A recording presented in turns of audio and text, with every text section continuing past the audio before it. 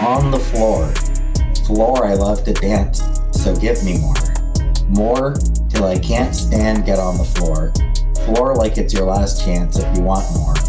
More than here I am. Hey guys, hey, how are you? How are you? So, I have munchies really bad right now, and I need to make something to eat. A good meal. So today I was going to try to make Kylie Jenner's favorite tacos. I was watching Life of Kylie. I thought that I would try the tacos. She was raving about these tacos. There are some things I'm missing. I don't have green onion, and I used a seasoning packet for the guacamole, which I'll show you my homemade guacamole. So this is the things I have cut up here. A onion, some fresh cilantro, some tomato diced. I have some shrimp. These are raw, and we're gonna season it with, I'm doing her seasoning. She seasons it with some Old Bay, and she's very generous with the seasoning. She says she likes a lot of seasoning. We're gonna put onion powder, a little bit of lime juice, and now we're going to stir this. Oh, that smells good. That looks seasoned well enough to me. So now we're going to heat some olive oil in a pan. While I've got the pan heating up, I'm going to use these corn shells, and I want to make tostadas. I was going to make tacos, but I really want to try tostadas. I know it's just a shape thing. Some black pepper as well. You can pretty much add whatever seasonings.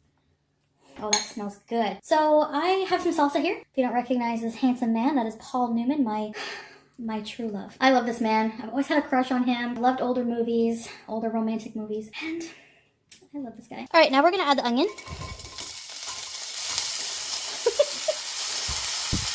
I'm doing the video from this point of view instead of putting the phone down because I have a hole in my shirt. This is not an OnlyFans. I know we're cooking tacos, but get your mind out of the gutter. So it's on medium heat here. We're just gonna cook it for another minute or so. Gonna add tomatoes. Cilantro. I think this is how she sort of does it, but I might be messing it up a bit, but this will work fine too.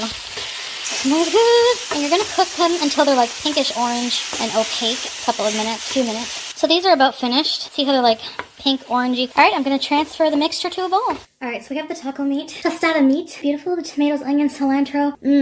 Okay, tostadas. All right, I have things preheating in the air fryer. I've oiled these tortilla shells very well. I'm just gonna have 2. I'm gonna put them in the air fryer. Yeah, 400 degrees. This is trial and error for me, guys. Okay, guys, so I want to assemble these because I'm hungry and I'm getting annoyed that it's taking me so long to make this because I'm just really hungry. Now, my tostadas in the air fryer bubbled up. I was going to fry them, but we're still going to put stuff all over this and we're going to eat it like it's no one's business, okay? It's going to be messy, but whatever. This one's not too bad. They are crunchy. Now my guacamole. Oh, turned out so well. Tomato, cilantro. It's a ready-made seasoning packet. Got some sour cream, salsa. We got some cilantro, cheese. Let's eat. Smells like feet. Okay, let's assemble this here. You know what? I'm gonna put the lettuce down first so it stays on there nice. Do you guys put lettuce on tostadas? I just felt like I probably should have some kind of vegetable on there. You know what I mean? Let me try it on its own. That is really good. Oh my god. This is gonna be so good. And they're gonna be so filling too. Put some guac.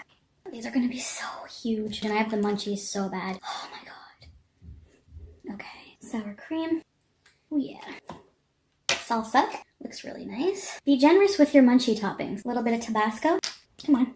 And cheese. All right, let's try a bite before we start talking. Beauty bite. Oh my god, guys.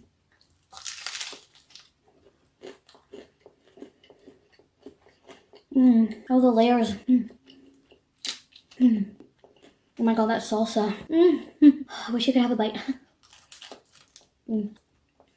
Good job, Paul Newman. Good job. Today was just a very, very lax day. I pretty much just didn't do anything. I had my THC spray and chocolates, and I just was like buzzed out and making food. I had a weird craving today for chocolate mint good guy, Girl Guide cookies. Oh my god. You want to talk about binge food? I was in brownies, and I was in Girl Guides, and then I was in Pathfinders, which is like younger teens, like teenagers. And I hated it. I hated it so bad. What's with the dumb motto? Like, I promise to do my best. You have to go like this, to do my duty to God. I think they changed it. I don't remember exactly how it went, but my mom was always trying to put me in extracurricular activities. Just let me read R.L. Stein and listen to the Cranberries, please, you know? I'm an angsty teen. I don't want to be in your lame Pathfinders. The thing is like, I had friends who always dragged me into stuff like this, and then my mom hated when I started things and quit things, because I'd be so passionate about starting. Okay, but you better not quit. Literally the next day. I don't like it anymore. So I had a friend drag me into it, and then she left me. She was like, screw this shit. I'm not I'm not staying. Then my mom became friends with one of the leaders, Pathfinder leaders, and forbade me from quitting right away.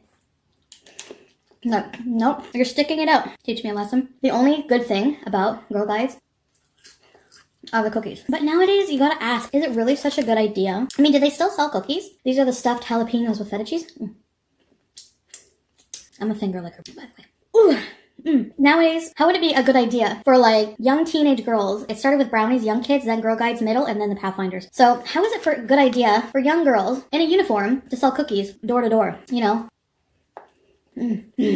Parents nowadays don't even let kids play in the mud anymore, let alone go to door, selling cookies to Mr. Arnoldson down the street, the registered sex offender. Like, you know what I mean? Anyway, I hated the leader. Our leader, this one particular leader. Kids were mean to her, so that's probably why she was a bitch, but saying she looked like Chris Farley, like snickering behind her back, saying she looked like Chris Farley. And they made fun of her because she had a lot of chin hair. Okay, I did laugh at her with some of the girls, wanted to fit in, and made fun of her chin hair, and now I got my karma. I have a lot of chin hair. I would give her a run for her money today. We were so mean to the leader, making up like sex story scenarios between her and Angus, one of the male guy for the scouts, the Boy Scouts or whatever they were called.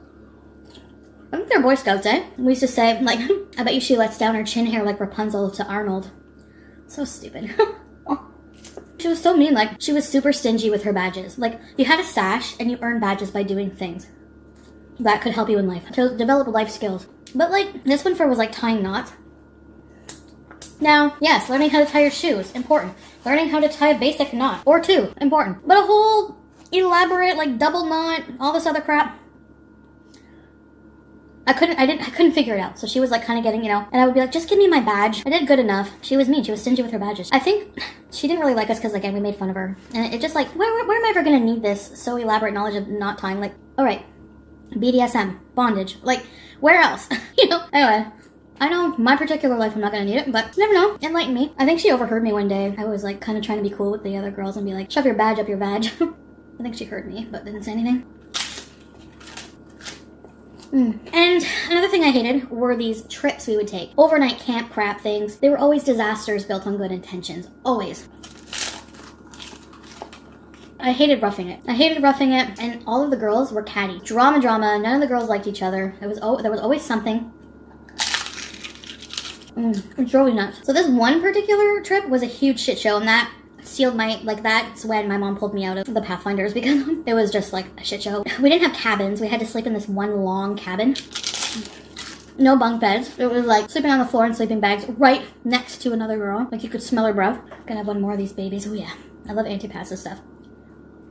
The food was horrendous. Like somebody got food poisoning. I think her name was Colleen. The chef was like this older man, and his hygiene didn't look the greatest. He would always be outside on the side of the cabin smoking with a dirty apron and orange fingers. Like, I don't know if the nicotine added extra flavor to the food, but we had meatloaf, like every meal.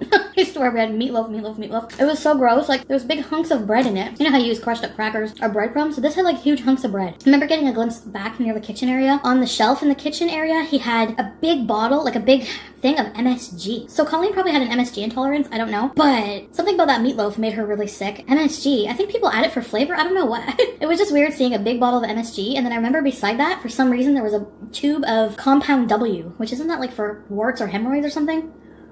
Anyway, not very appetizing, you can imagine. So poor Colleen at campfire that night ends up shitting her pants, and everyone laughed at her.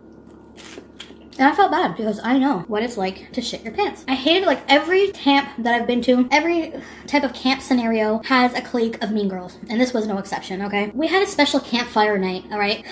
And they were allowing like a co-ed gathering around the campfire for this local washed up celebrity guitar player guy. He sounded like he could be playing 7-Up commercial jingles, which was really lame, especially during the grunge era where you're listening to like Nirvana and stuff. I mean, I felt kind of bad. Nobody was clapping for his songs because, I mean, we were just at an age where we were just too cool for everything. So good.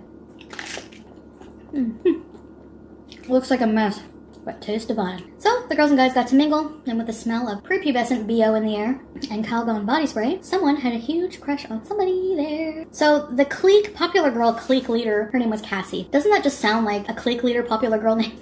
Apparently she has a huge crush on Devin, the most popular, good-looking guy. You know how it goes. Tale as old as time, right? I don't know what went down. Something must have been going down over there. I was paying attention more to the 7-Up guy. I found him amusing.